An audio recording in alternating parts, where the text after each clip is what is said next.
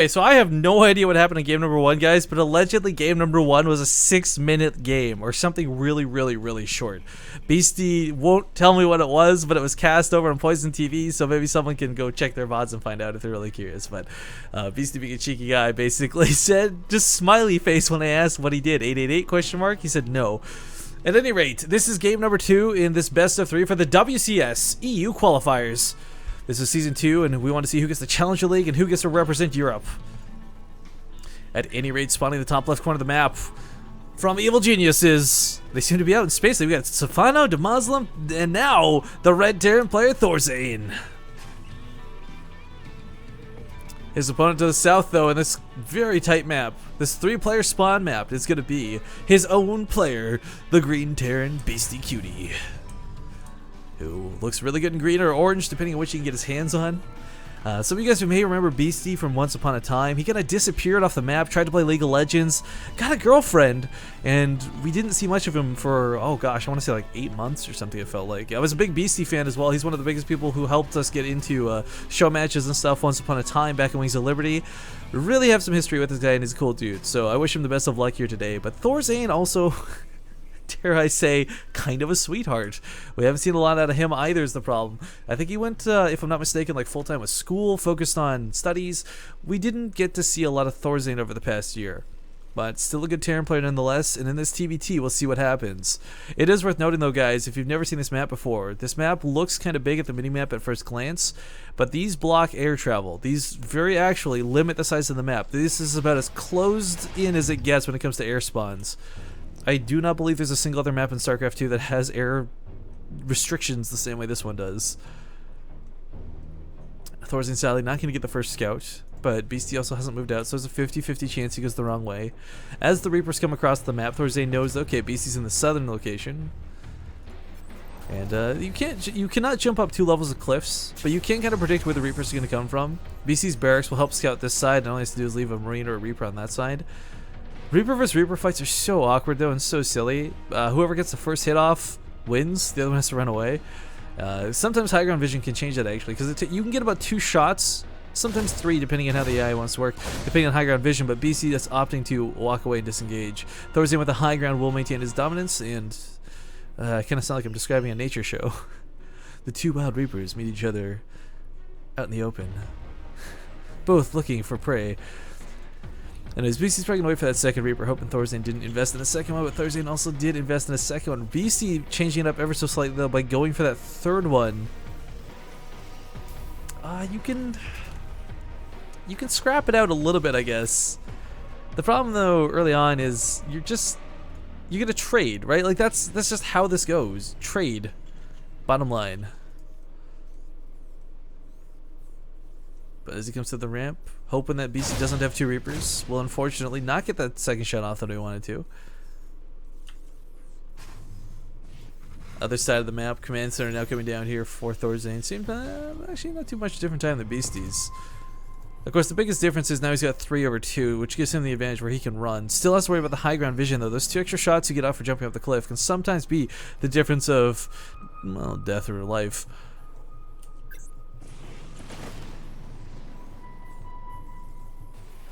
Alright, well, pick off the SCV, and just as the command center is about to finish, that is going to sting a little bit.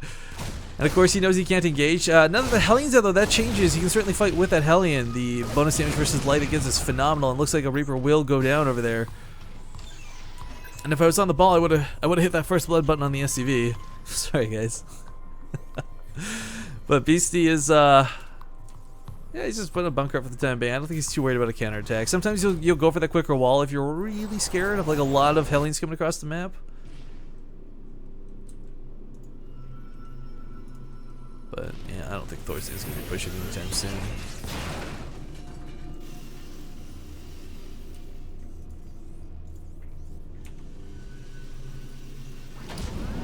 Alright, well, natural base just being saturated for the time being. Like I said, he's not getting pushed upon, but he can't exactly push out himself either. Beasty's kind of just stuck for the moment. Thorzain will get a nice Reaper up here to scout, though. Not something I think BC was expecting. This will not reveal too much, but it will show the Cloak and the Banshee, which is a nice confirmation. But Thorzain also going for his own Cloak and his own Banshee is just going to make this awkward more than anything else. Reaper does die, and the Hellions were deflected from the front. I mean, okay, so Banshee versus Banshee, we've seen it before. It's kind of akin to like what Mutalisks once were. Sometimes they could win the game just straight up, but these weren't rushed Banshees. These were delayed Banshees just waiting for, you know, the gas count. So you can get use out of delayed Banshees. They can actually be really effective, especially as we still have no turrets down. Okay, now turrets are established for both players. I was gonna say for Thorzain, but you know, even if you keep these alive going to the mid game, whether it's bio, whether it's mech, Banshees will pick off tanks really nicely, which is always a good thing. Heading northward though, Beasty is gonna awkwardly encounter this other Banshee. That's always weird when that happens. They both pass each other, so they know what's up.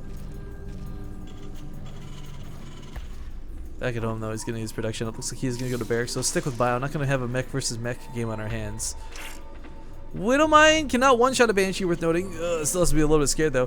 While the Widowmine cannot one-shot a Banshee, oh, hold the phone guys. Beasty canceled Cloak. I just want to throw that out there.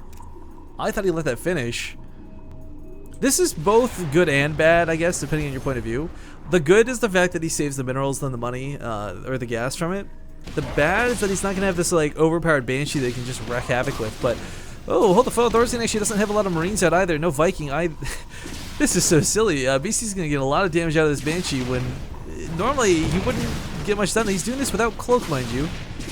Because he, wow, there's just no anti-air. Meanwhile, Thorzain's Banshee's got about 4 kills while this is going on. Nothing too crazy. Both players just kind of getting what they can, where they can. Does have to be careful, because Widowmine can't kill a Banshee at full health, but it can kill a Banshee at this health. So, tries to get into the mineral line, unfortunately goes too close to the missile turret. BC also cleans that up. 6 for 4. Nothing too bad, nothing too crazy thus far. BC, I like his Raven. The Raven coming out is going to be really nice. If Thorzain's going to go for what looks to be mech, this will cancel out the Viking hits with a point defense drone if given the opportunity. Seeker missiles are never bad, but mech can be a really dangerous style of playing this. The problem is, if you... Has to be careful with Marines. Blue Flame's on the way, but it's not done yet. The dangerous side to playing mech is the fact that A, you're incredibly immobile. We all know this from every matchup we've ever seen ever. But B, on top of this, is the fact that you're not going to have a lot of units up very fast. For someone like BC to suddenly start pumping Marauders like he's currently doing, this will open up opportunities to push. This will open up opportunities to drop, in which case Thorzain may not be able to defend. And let's not forget, this map is kind of a scumbag. You can put siege tanks down here and reach the production of your opponent if done correctly.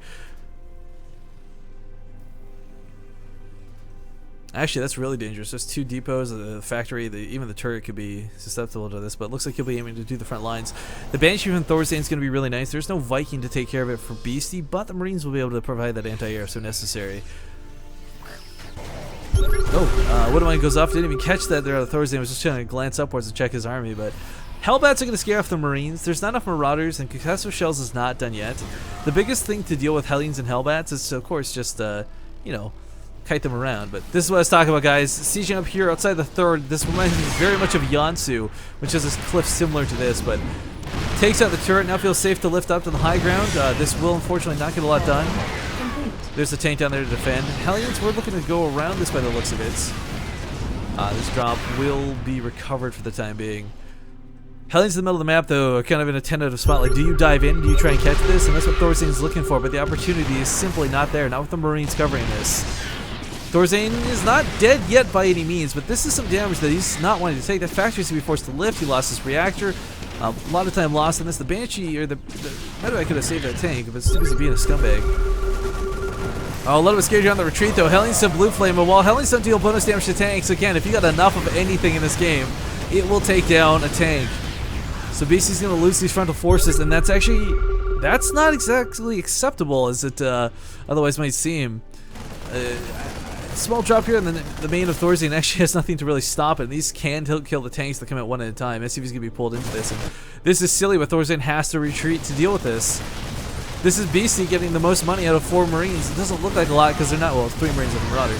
Because they're not killing a lot, but they drove the army back. And BC, while not in danger of losing the game, didn't have the tank count, didn't have the Marauder count. Everything he had lost on the front lines is what he needed for defense. Now Thorzain's looking to reposition and possibly try and secure this third. But a third base on this map is never an easy thing to secure. It's actually pretty disgusting. Everything here is so far so exposed and not at all easy to deal with.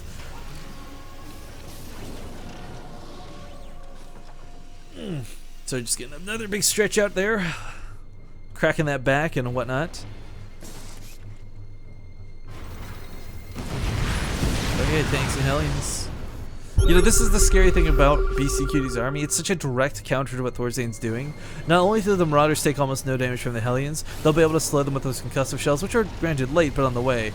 Siege tanks also going to fall to any amount of Marauders that stim forward and spread, and of course Beasty's going to have his own tanks behind this. Thorzain, actually, what?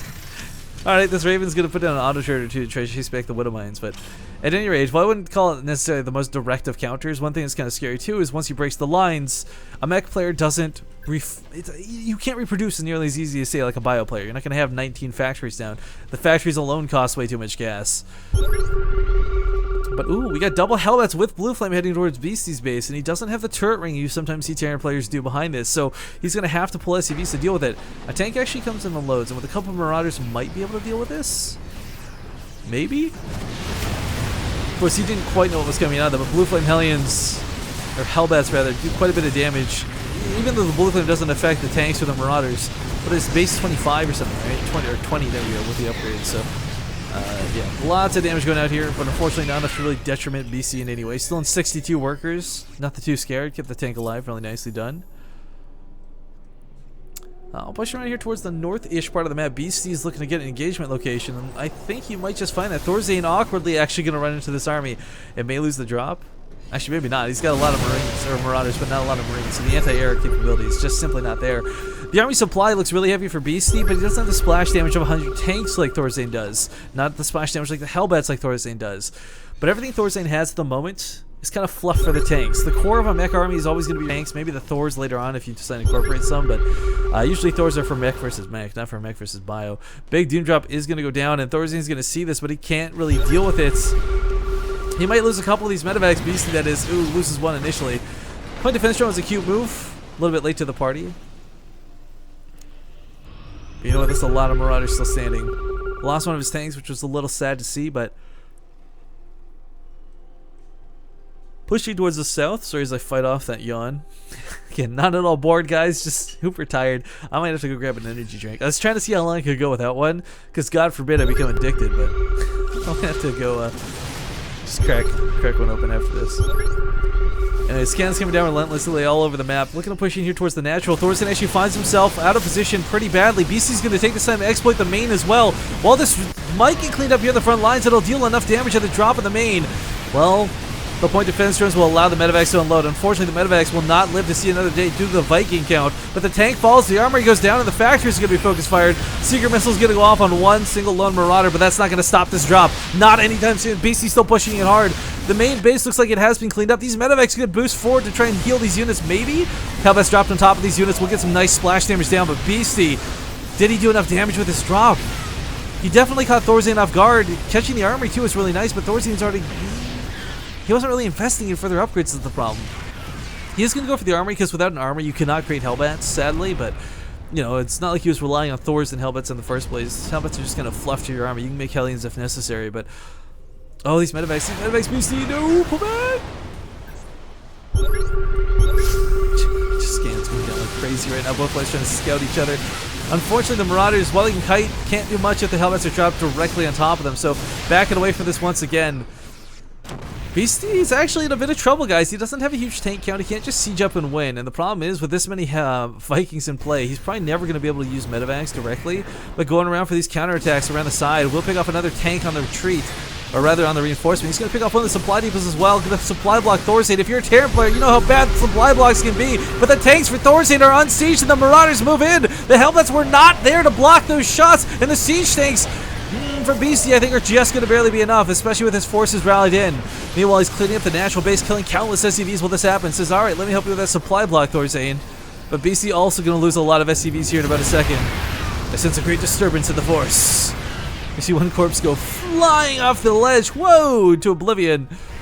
But while this is going on, I think BC, you know, with what's that, like 4 Marauders, 3 Marauders and a Marine did way too much damage on the other side of the map. He's also managed to sneak out some SCVs around this too. Picking off sensor towers, doing what he can. Meanwhile, the tanks are enough that Thorzain doesn't want to keep pushing. Is the problem. He did manage to knock down BC's third, but he doesn't know about BC's fourth. Scans it now, is not going to feel too happy knowing this. If there's a medevac over here, he could heal these units and maybe push in. Unfortunate. Two very low health marauders moving towards the north. Not sure what they're going to be looking for. Looking for a place to engage, though. Marines just don't have the range to zone out the Vikings. It'd be so nice, so perfect, so easy to drop on top of these tanks if given the opportunity. But the Viking count out of Thorzain has been critical. And if you guys ever play mech and see, like, wonder why they make Vikings, well, in the event that it's mech versus mech, you can always land them versus the Hellions, and they're armored instead of light. But more importantly than that, oh god, that unit's getting shredded trying to come into this. More importantly than that, as we see, they keep the medevac count low. Now, BC might be better off sacrificing these SCVs. I think he was going to try and send them around. Yeah, approach him from 3 different angles. Going to soak the hits from the siege tanks. Pulls the boys. Well, I guess they were already pulled. Either way, pushes forward here. And a couple Hellbats going to buffer for the army. BC just barely doesn't have the Marauders to break this. And with the Hellbats, they soaked all those hits. Good game. Thorzain will take game number 2 and take us to game number 3 specifically.